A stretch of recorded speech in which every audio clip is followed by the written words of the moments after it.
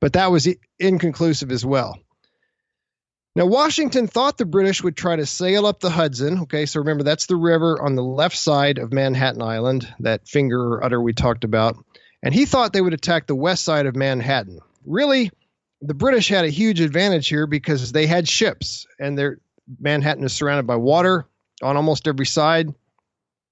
I guess technically every side, it's an island, but there's water everywhere, and it's separating. He's got some troops on Long Island. He's got some troops on Manhattan Island. He's got some on the mainland.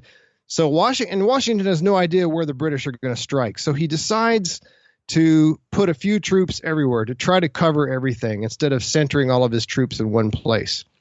And that makes sense. In one sense, you could say, well, he's weakening his force by splitting it up in the face of a superior enemy, that's rule number one in war. Never divide your forces in front of a superior enemy.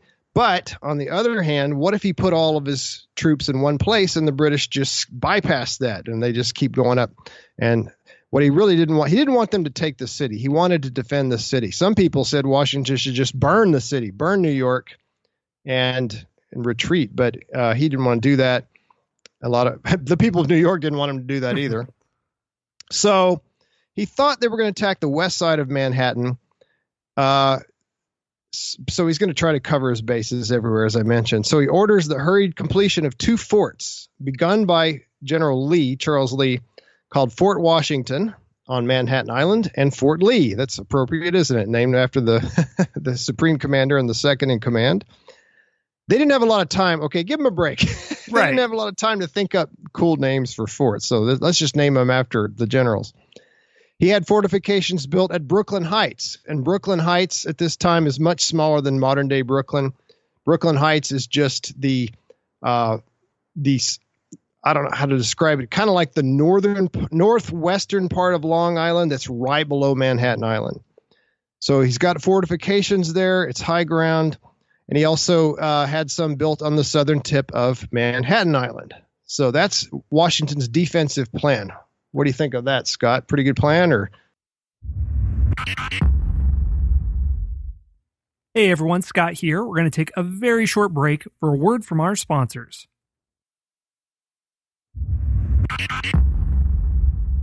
It makes perfect sense to me. I'm not a military commander, but before we get into the battle, I wanted to mention something interesting about diplomatic efforts happening at this time that I think are a good window into the confusion about how do the British relate to this colony that now proclaims itself a nation. And as you mentioned, Howe sends out letters to governors and also to Washington himself.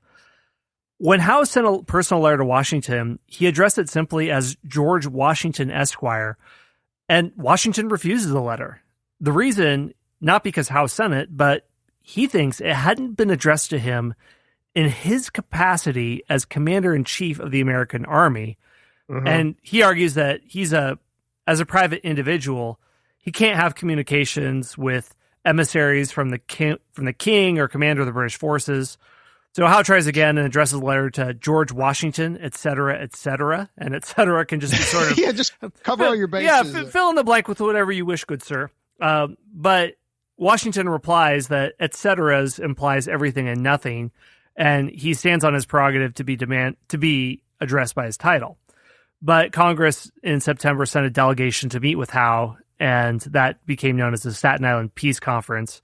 And you mentioned the different delegates that are there, Adams, Franklin, and they learned that Howe really didn't have power to negotiate because everything had to be referred back to Parliament and the King. So due to this communication gap, British commanders do have leeway to act on the ground.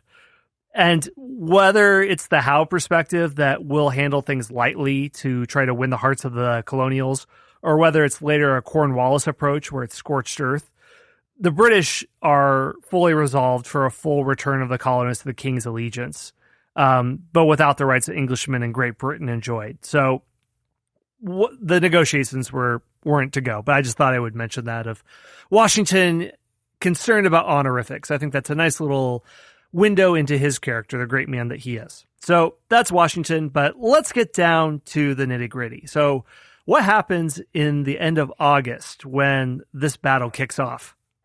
All right. On August 22nd, General Howe deployed 15 soldiers and 40 cannon on the western shore of Long Island. Okay, so they're ferrying across from Staten Island, which again is on the left side of our mental map, a little bit across the water onto Long Island, which is on the right. Actually, we're kind of in the middle of the map. But anyway, Washington, he knew this was going on. He saw this happening, but he thought it was a feint. In other words, kind of like a fake or a small attack designed to throw him off. And really the main attack is going to come somewhere else. He didn't think this was the main body of the troops. So he sent just a few troops to the Continental commander there, who was John Sullivan. John Sullivan, we've seen, was involved in the Canada campaign, but now he's been brought down to Long Island, and he's at least for now in command of the troops on Long Island. Washington's army, as I mentioned, was spread very thin. Part of it was on Manhattan Island. Part was behind fortifications in Brooklyn Heights. Part was south of Brooklyn and deployed on high ground. Also, there was part of it was in Fort Washington that we mentioned earlier on the Hudson on the Manhattan side. Part was in Fort Lee, which is on the New Jersey side of the Hudson. So they're all over the place. But I want to focus on this part that I mentioned that's actually south of Brooklyn. They're outside of the main fortifications, but they're on high ground. American troops, at the time, it was a hilly. There were these hills on Long Island. I don't know if they still have hills, or I imagine they've probably leveled them to some degree, but I wouldn't know. Never been there. But anyway, but imagine, so here are the British troops coming from the west and the south of Long Island, beginning to move to their north and to their east, and they encounter American troops on high ground, and there are some passes between these hills, and the Americans had covered all the passes except for one. Here is a huge mistake that the American troops make. They did not cover Jamaica Pass, which is on the far right. It only had about 5 men guarding it, which 5 guys, can you imagine being one of those 5 guys? So if you want to pull up your map, Scott, it's the Long Island map. So that the British send a group of guys under Cornwallis and General Clinton, and they go around and they run into these 5 guys. And needless to say, they make short work of the 5 because he's got several thousand. Let's see, 4,000 to be specific. There's not going to be a Thermopylae situation here where they hold him off. Sorry, everyone. Yeah, right. 300. So they don't even have 300. They've got 5. They should make another movie called 5, Scott. Well, they just get shot. The movie's about it's 5 minutes long. It's more of a YouTube video than a feature-length film. Yeah, no kidding. You and me and 3 other guys could reenact that. But anyway, so if you, again, think of the troops. The Americans are laid out east to west. The British are moving around to the east, and they find this opening and they get through it. Of course, they capture the 5 guys that are holding the Jamaica Pass. And at the same time, 7,000 British soldiers under General James Grant, no relation to Ulysses S. Grant, of course, they attack the American right, which is actually on our left because the Americans are facing south.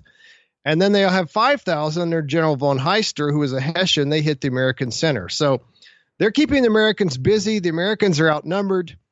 They're being hit. The Americans are being hit on their left and on their center.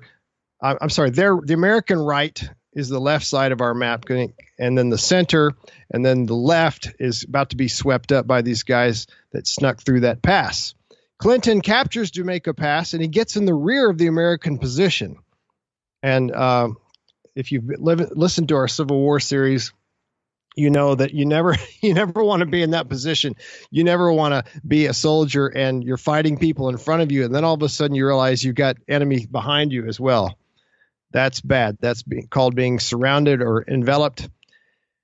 So needless to say, the Americans, these ones that are on the high ground south of Brooklyn Heights, they are in big trouble. But they behave admirably. They don't break and run completely. The right actually kind of does. The right, which was being hit by General Grant, the British General Grant, it starts to collapse. But the retreat was covered by forces under General William Alexander. And this is an interesting guy, Scott, William Alexander. He called himself Lord Stirling. He claimed that he had his father had inherited a title back in Scotland a long time ago. And so he's the only American commander that claims to be part of the British nobility. It's kind of funny. Lord Stirling. I don't know what George Washington called him. I'm sure he didn't say my lord, because Stirling was a brigadier general, two ranks below Washington. But anyway, Lord Stirling does a really good job, as does Sullivan. Only a handful of their troops make it to safety, though. Many are killed, even more are captured. Lord Stirling himself is captured, as is Sullivan. The rest of the American army scrambled back, and again, for a mental map, people, they're going north. They're going up to we would say, from our perspective, the top of the island, just across from Manhattan, across the East River. The East River was at their backs, and unfortunately, the East River was dominated by the British fleet. So the Americans are in a really bad situation right now.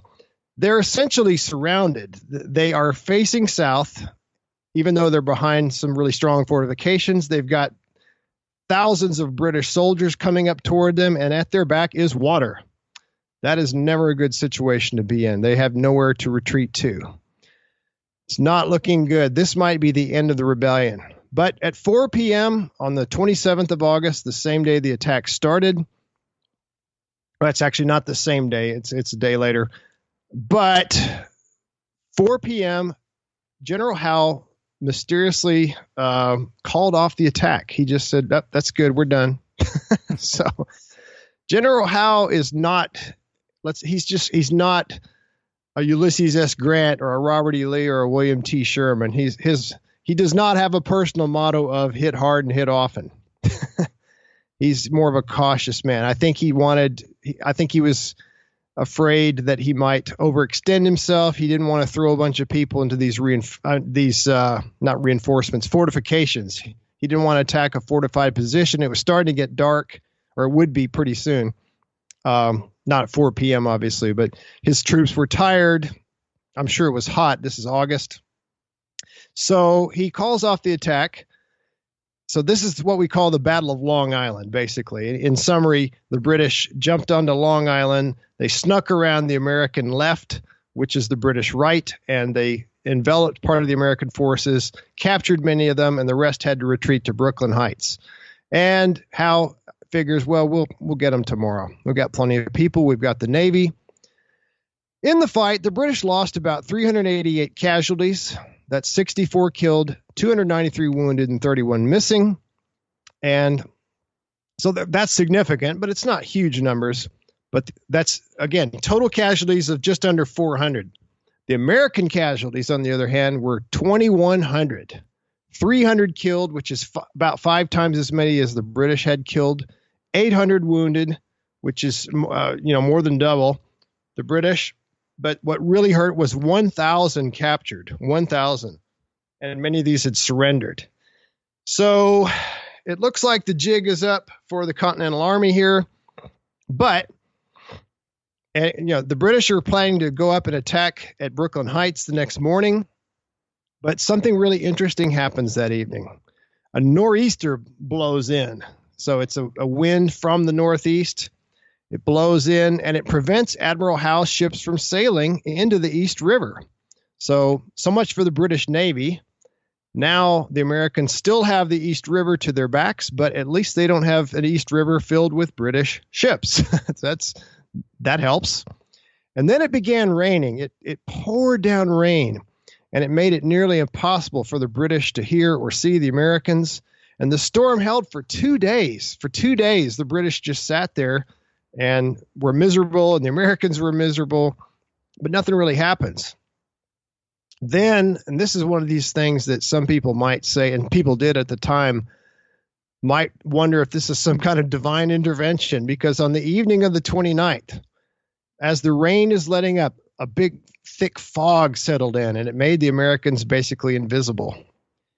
And so the next morning, overnight, by the way, with this big fog, the British continued to hear the sound of Americans talking, the sound of hammers and shovels. They saw campfires.